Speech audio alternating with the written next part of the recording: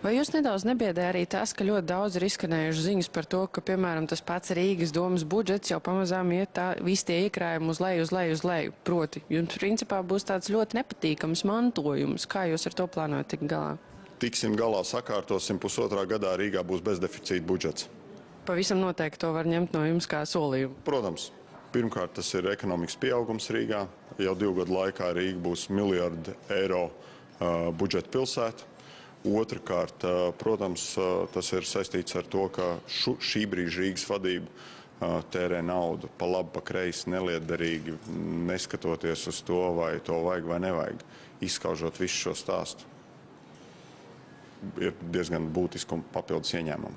Šodien es vēlos runāt par tiem 3 būtiskajiem virzieniem, kuriem mēs pievērsīsimies un pieliksim būtisks pūles. Pārvietošanās Rīgas pilsētā, izglītības iespējas un ikdienas dzīves kvalitāte.